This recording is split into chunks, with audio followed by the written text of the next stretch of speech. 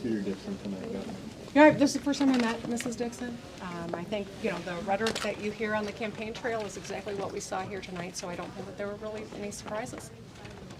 The word we heard probably used the most, especially early on, was lies, dishonesty. Kind of how difficult was it cutting through things and reiterating your background while trying to get your points across? Well, 90 seconds on things like the economy or abortion rights or education, it's hard to get a lot in. But I think that we covered a lot of different issues. I'm hoping that voters saw the stark difference at hand here. I hope also that people understood that even in a bipartisan environment, in a tough environment, we've made some record accomplishments here in Michigan, and we got to keep the forward action.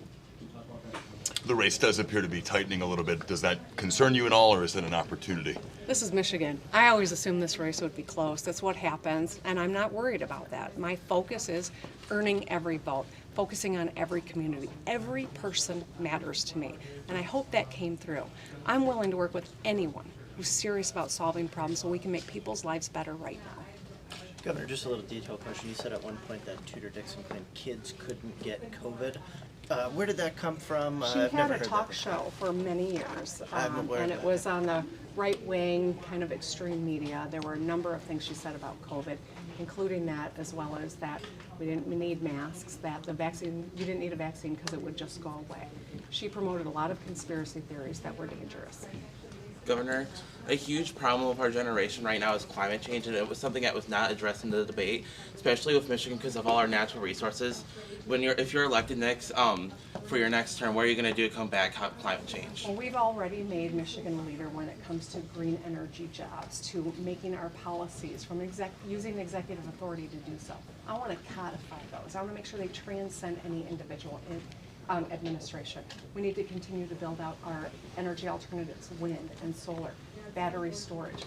These are things that are well underway here, but if we're going to bring down costs, give people alternatives, and be good stewards of our climate and our natural resources, we've got to continue to put our foot on the accelerator on this one too. Thank you. Did I wear you all out? All right, glad I had that late day coffee, yeah. How did you feel your performance was in this debate, and how do you keep that momentum moving post this debate? Listen, I'm an optimist. I am a pragmatist. I work my tail off. I roll my sleeves up, and I'll work with anyone who wants to solve problems.